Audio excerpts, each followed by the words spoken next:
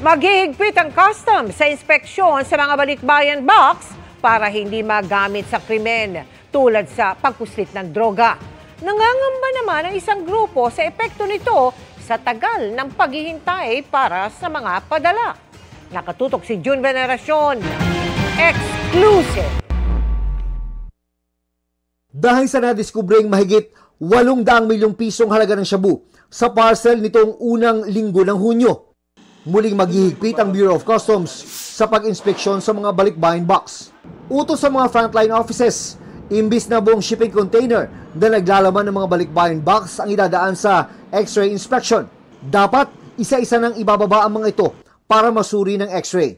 Wala naman siguro masama na i-X-ray man lang natin isa-isa para lang hindi rin maabuso, no?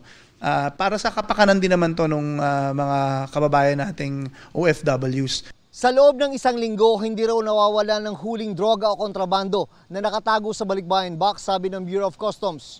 Dahil sa problemang ito, kailangan na raw talagang magkahigpitan. Pero nababahala ang mga deconsolidators ng mga balikbayan box sa utos. Kung ngayon anila ay araw lang ang bibilangin bago mailabas sa pantalan ang mga balikbayan box. Pag nagkahigpitan, maaari nila itong umabot ng 1 buwan. Kaya sila nakipagdialogo sa mga opisyal ng customs. Ang kawawa at the end, yung mga consumers, yung mga nagpapadala ng balikbayan boxes. Kaya bago pa simulan, ay tinigil muna ang full implementation ng utos para pag-aralan. Gayunman, ayon sa customs, kailangan pa ring baguhin ang kasalukuyang proseso ng balikbayan box inspection. Kaya umaapila ang customs ng pag-unawa mula sa mga OFW. Ang kinakailangan lang talaga namin ngayon to find a way on how to stop itong continuous influx ng mga illegal items through the balikbayan box scheme, no? Sang-ayon man ang grupo ng mga deconsolidators sa pagbabago para hindi magamit ang balikbayan box sa pagpupuslit ng kontrabando.